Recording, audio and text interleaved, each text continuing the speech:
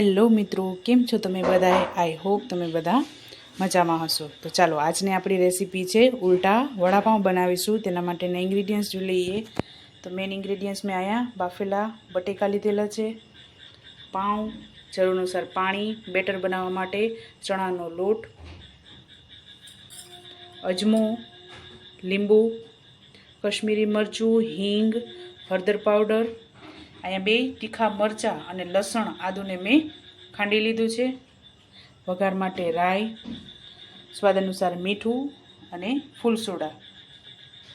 અને અહીંયા આપણે વડાપાઉંનો વઘાર કરવા માટે મેં તેલ મૂકી દીધું છે. તો સૌપ્રથમ આપણે વડાપાઉંનો મસાલો બનાવવા માટે વઘાર કરી લઈએ. જ્યાં સુધી આપણો માવો ઠંડો થાય છે ત્યાં સુધી આપણે ચણાના લોટનું બેટર બનાવી લઈએ.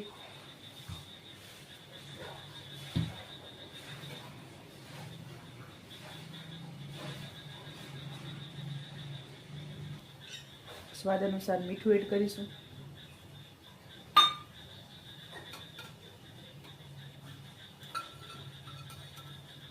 અજમો એડ કરીશું.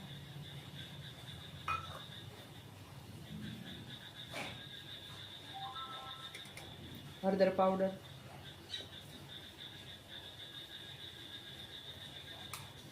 હિંગ,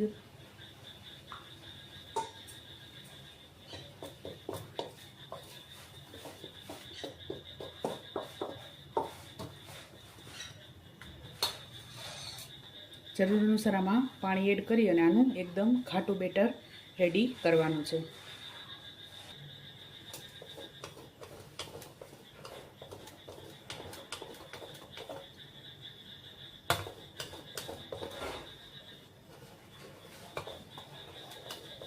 આપણે આ રીતનું જાડું બેટર રેડી કરવાનું છે, જેથી પાવમાં આનું કોટિંગ થઈ જાય એટલું આપણે જાડું રાખવાનું છે. આપણો મસાલો ઠંડો થઈ ગયો છે. તો આપણે આને પાવમાં ભરી લઈએ. પાવનો જે પાછળનો ભાગ છે એમાં આપણે મસાલો ભરવાનો છે.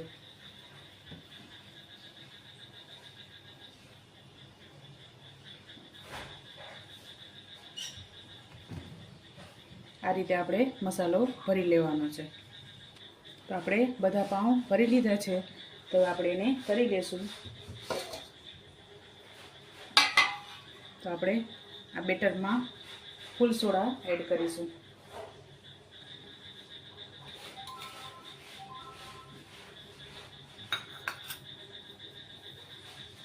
ત્યારબાદ એમાં લીંબુનો રસ એડ કરીશું.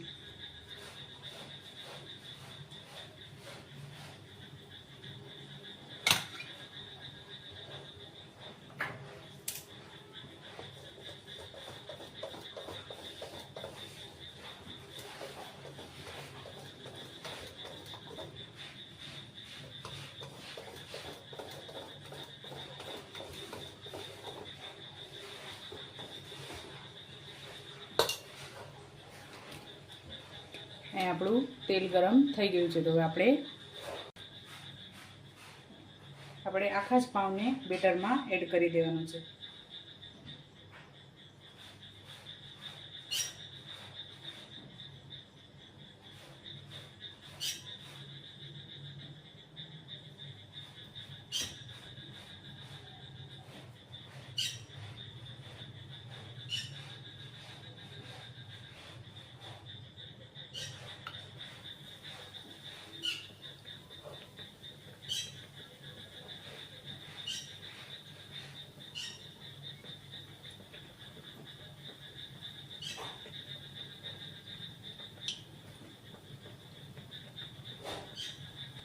તો 2 મિનિટ થઈ ગઈ છે. હવે આપણે આને ટર્ન કરી લઈએ.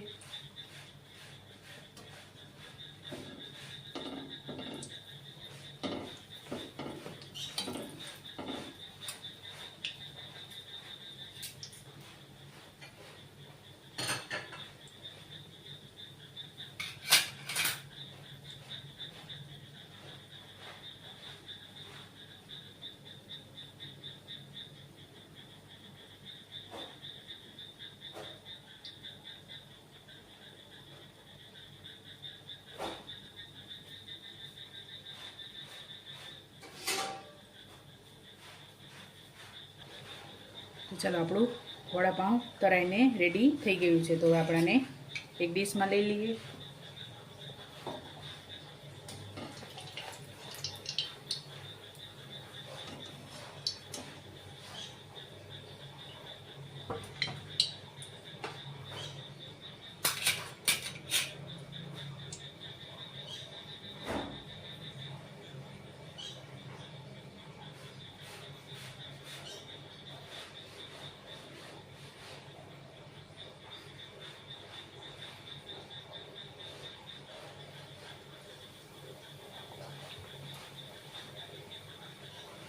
આપણે આ જ રીતે બધા વડાપાઉં તરી લઈએ.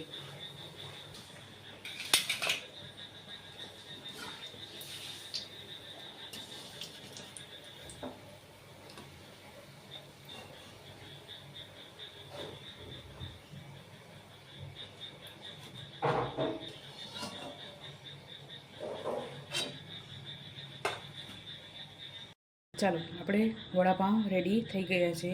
તેની સાથે ખાઈ શકાય તેવા મરચાં રેડી કરી લઈએ.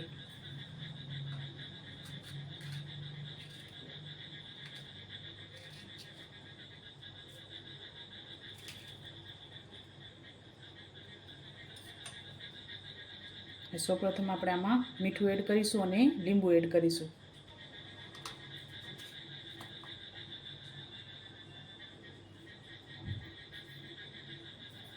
સ્વાદ અનુસાર મીઠું એડ કરવાનું છે અને લીંબુ.